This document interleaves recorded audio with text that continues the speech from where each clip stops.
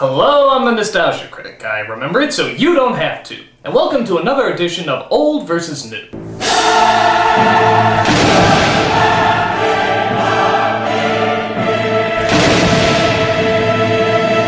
This is where I take something old and nostalgic and compare it to a recent remake. With that said, let's take a look at Lord of the Rings. Becoming the holy Bible of geekdom, Lord of the Rings by J.R.R. Tolkien has revolutionized the style of fantasy and given a whole new respect to the genre. Many of us know about the Peter Jackson movies based on the books that came out between 2001 and 2003, but there was another version that came out in the 70s that a lot of people don't know about. This was Ralph Bakshi's Lord of the Rings. While considered both a critical and box office disappointment, Bakshi's Lord of the Rings offered a very different take on the classic story, and has since then either been loved by fans or detested by them. But is it anything compared to the big-budget extravaganza of the Jackson movies? Now, technically speaking, this is all opinion-based. But I have an online show, which automatically means that my opinion is better than yours. Nah. So, let's take a look at Ralph Bakshi and Peter Jackson's Lord of the Rings.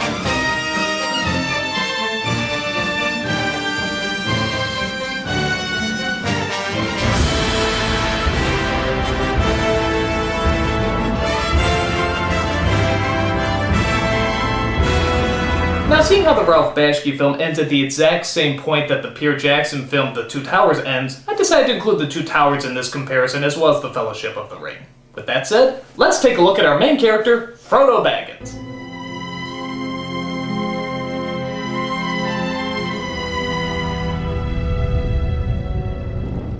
One of the things I love about the Jackson Lord of the Rings movies is the casting. Everybody in these movies looks the part, and when I heard Elijah Wood was going to play Frodo, I thought it was the best casting since Keanu Reeves played that mentally retarded boy in Bill and Ted's Excellent Adventure. But my own adventure turned out to be quite different. He was kind, innocent, and extremely vulnerable, but maybe a little too vulnerable. In the Bakshi version, Frodo is just as wide-eyed and curious, but he does fight back, and can also stand up for himself. Now true, they both saved Sam from Gollum, but the Bakshi one seems to be a little tougher and in control. I would put it on and command you to leap off a cliff or into a fire. And you would do it, Smeagol. Like here's when the Black Riders try to attack. Frodo actually gets out his sword and does try to fight. In the Jackson one, he just drops it! If you could kindly stab yourself with that, I'd be most thankful. Or how about another encounter with the Black Riders? Even though he's sick and can barely stay awake, he actually manages to make his way past the river and even intimidate them. The ring! The ring! By all the Shire, you shall have neither the ring nor me! The Jackson one just sort of passes out and lets someone else carry him off. By the way, how does that work? If the sword wound works its way to his heart, he becomes one of the Black Riders? Would I have? You would have become like them, one of the ring wraiths. Wouldn't that be a little, awkward? I mean, I don't think they look as intimidating if a little guy in a cloak is running around. Maybe they just give him a desk job. I do hate Mondays. Even though I love Elijah Wood as Frodo, the Bakshi one just seemed a little stronger, as well as closer to the book. No offense, Wood, but point goes to Bakshi. What do you know about it? Nothing! But what about the supporting cast? The little people who make it possible for the other little people. There's a lot to get through, so let's take a gander.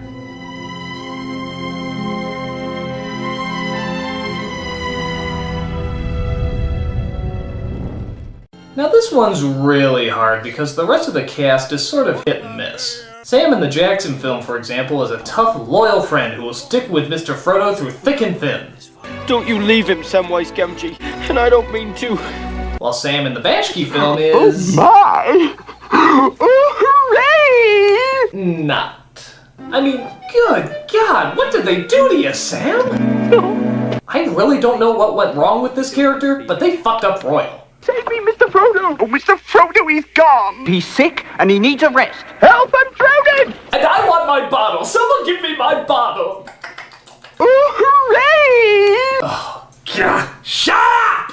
Which is funny because Merry and Pippin are at the opposite ends of the spectrum as well. In the Jackson film, they're a little overplayed, making them a tad too goofy, but still all around likable. That was good. Let's get another one. Where in the Bashki film, they're actually underplayed, seeming a little bit more like real-life people, but to be honest, not leaving much of an impression. You cannot trust us to let you face trouble alone and go off without a word. We're your friends, Frodo. Well, thank you, Pippin. I'm Merry. Whatever, you're all short. Gandalf is good in both versions, creating that strong mythical element while also mixing in the side effects of his age. This last journey must be for others to make. Ah, and who are they to be? That is what we're trying to decide here. My only problem is in the Bashki film, he's a little too over the top. Like, compare these two scenes where he yells at Pippin. Fool of a took. Throw yourself in next time and rid us of your stupidity. Fool of a took. Throw yourself in next time. Fool of a Pippin. Won't you? Won't you? Won't you?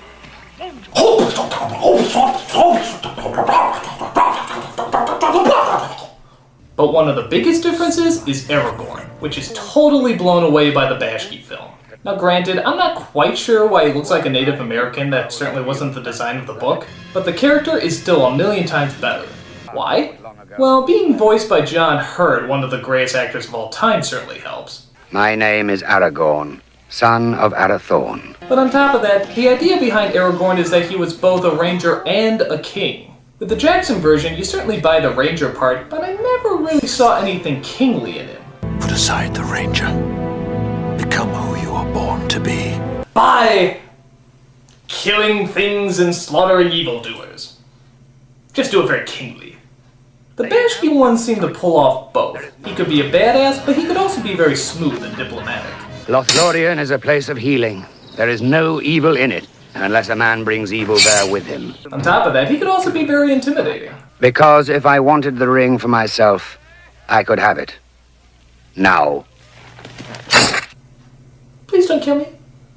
The Jackson one never seemed to have that confidence or inner strength that the other one had. I mean, the only kingly thing he ever did was make a motivational speech. I see in your eyes the same fear that would take the heart of me.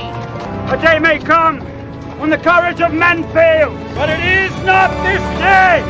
This day we fight! I mean, who the hell could possibly get a role of leadership by having no political background and just making a bunch of pretty speeches? Okay, fine.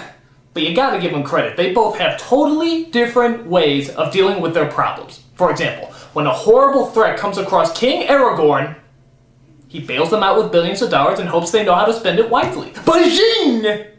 For Aragorn's weaknesses, though, the Jackson film makes up for it with the addition of Gollum, which is done much better in Jackson's version. Again, the Bashki one isn't bad. They certainly have the addiction down and the hinging towards madness. Oh, yes.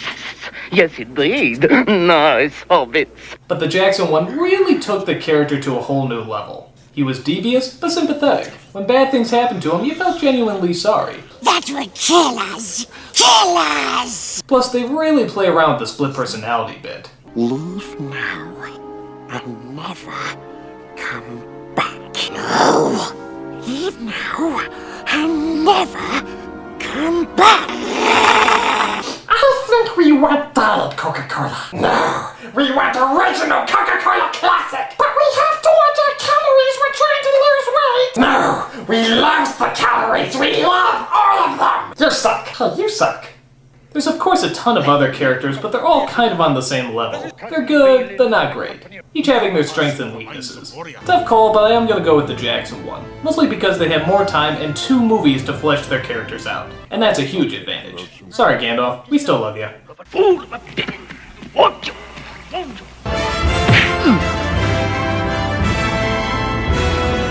But heroes don't mean crap unless you have some good villains to go up against. And these movies have plenty.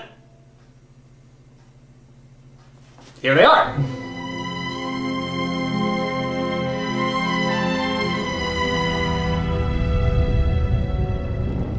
Again, from a casting point of view, you couldn't have gotten a better pick than Christopher Lee for Saruman. He looked the part, acted the part, but most of all, he sounded the part. Sauron's forces are already moving. The 9 have left Minas Morgul. God damn, is that voice cool. I did not seriously think that a hobbit could contend with the will of Sauron.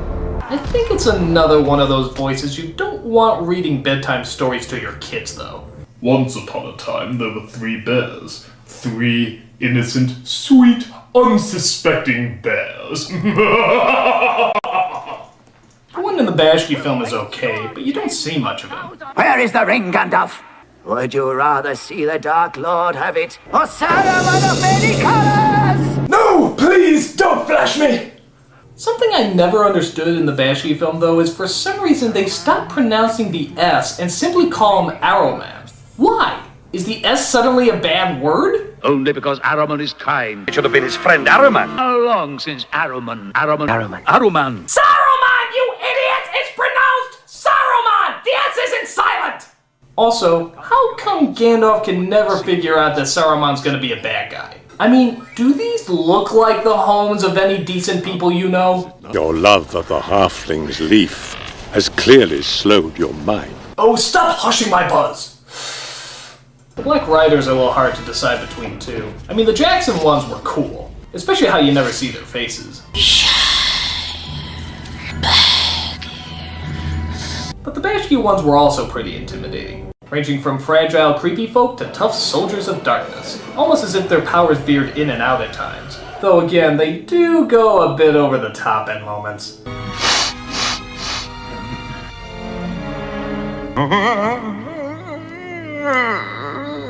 Oh, get the Tylenol. Also in the Jackson version, I thought the way they looked when you put the ring on was a little goofy. In fact, I never liked the way things looked when you put the ring on. It's like a 3rd grader went nuts with the smudge tool on Photoshop. In the Bashki film, they don't really change, but you can tell you've entered a different world. Everything's slower, the color changes, it's almost like a different state of being. But for me, the big deciding point is the Lord of Darkness itself, Sauron. And, believe it or not, I actually like the Bashki one better. Simply because you never see him. The most we get is a guy in a Viking hat, which isn't very intimidating. But everything else is kept a mystery. You never see him, but you can always feel his presence simply by the way people talk about him. Under the power of Sauron, the Dark Lord of Mordor. Look at the scene with the eye in the fountain. You can't even tell that it is an eye, but the fear that fills everybody is still present. Do not touch the water. He's looking for you. The door is closed. If your quest fails, then nothing can stand against him and we are defenseless. Now let's look at the Jackson film. It's just too overblown. The eye looks more like a lizard's eye, which indicates Sauron is more of a monster than he is a man. And even his costume seems over the top. There's just nothing subtle about him. When I think of the Lord of Darkness, I think of something sneaky, conniving, and quiet. Not loud, bombastic, and in your face. I always saw Sauron as a plotter, someone who's waiting to strike in the shadows. Where this guy seems like the Hulk's metal pincushion. Sauron smash! Oh, sword mean! Sauron have explosive diarrhea!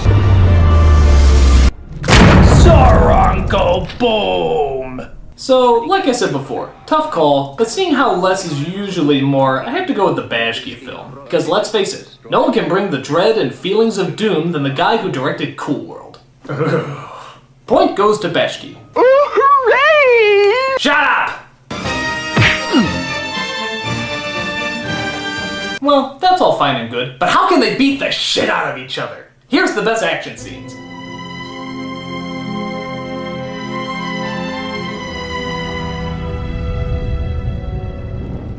Now both these films are unique in how they do their action scenes. Jackson's movies are a little bit more acrobatic and inventive, where Bashki's is a little bit more gritty and bloody. It's interesting too how the Jackson films do the Battle of Helm's Deep in all blue, and the Bashki film does the battle in all red. I don't even know why it turns all red. It just looks really cool.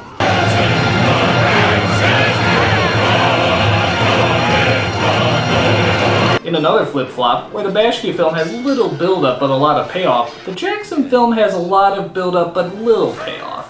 What do I mean by this? Well, in the Bashki version, there's a real feeling of suspense and tension. I mean, when someone gets stabbed, you really felt like they're getting stabbed. In the Jackson one, they tempt death just a few too many times. I mean, they literally jump into the middle of an army of orcs, not once, not twice, but 3 times! And not once do they ever get a scratch on them. Mosh pit! I guess I shouldn't defend the Bashki film too much, though. I mean, look when they fire the arrows. The numbnuts don't even move! I'm far too proud to be searching for cover. I like this place. There is good rock here. Good rock that we won't be taking the least bit advantage of. Message for you, sir. Now, of course, The Return of the King has some of the best action scenes ever, but since Bashki never made it that far, I really don't count it. But still, the action in the Jackson films really are better. They're more flashy, more creative, and more energized. I would have liked to have seen it a little bit more grisly and realistic, but then again, it is a fantasy, so I guess anything goes. Point goes to Jackson. Then you know nothing.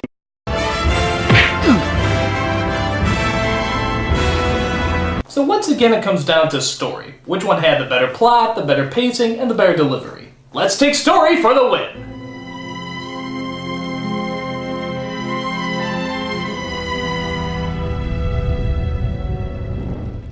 It is interesting how both Bashki and Jackson end their films at the exact same point. They win the Battle of Helm's Deep, and Gollum leads Sam and Frodo to Shelob. Even though in the book, Helm's Deep is in the middle and they already met up with Shelob. He could let her do it. She might help, yes. And again, the Jackson film has the advantage that it has 2 films to explain the story, and where Bashki only has 1. Because of this, the Bashki film suffers. Characters can't be fleshed out like they should, and some characters just disappear altogether. Arwen never makes an appearance, and Eowyn I don't even think ever gets a line. She just stands there. My sister-daughter, Eowyn, my only loyal kin, since her brother has disobeyed my commands. Unfortunately, she's a mute. But the Jackson film at times seems a bit rushed too. Like, I never did enjoy the editing in the first film. It seemed way too fragmented. Half the Shire's been invited. Good gracious me. He's up to something. All right, then, keep your secrets. I like talking in sentences without any pauses, don't you? Yes, I do. I like it a lot indeed. Haha!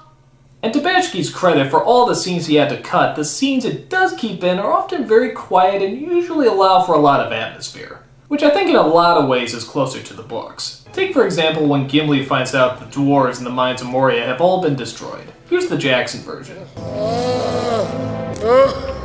Here lies Balin. It's as I feared. And now here's the Bashki version. Yesterday, Balin, Lord of Moria, fell. An orc shot him from behind a stone. He doesn't scream, he doesn't yell, he just slowly walks away to be by himself. That's a lot more powerful. But to be fair, Jackson's film has a lot of powerful scenes too, many of which weren't even focused on that much in the book. Like Arwen's debate about choosing immortal life is really looked into and analyzed. You will linger on in darkness and in doubt. There's even a few subtle scenes as well. Like in the Bashki film, Frodo makes a big speech about how they probably never get back. I reckon we got enough left to see us to this Mount Doom. After that, I don't know.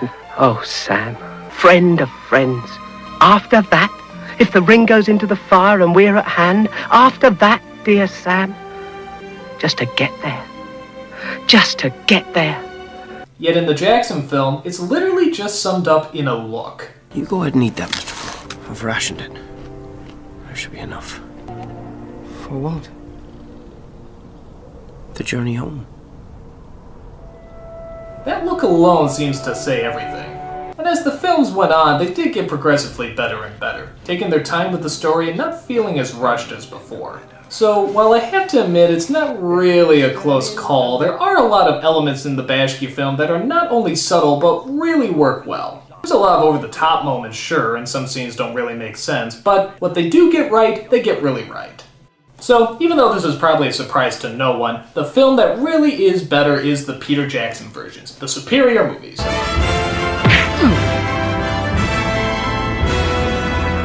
So there you go, Peter Jackson versus Ralph Bashki. Though I do feel bad I'm not able to compare Return of the King to anything.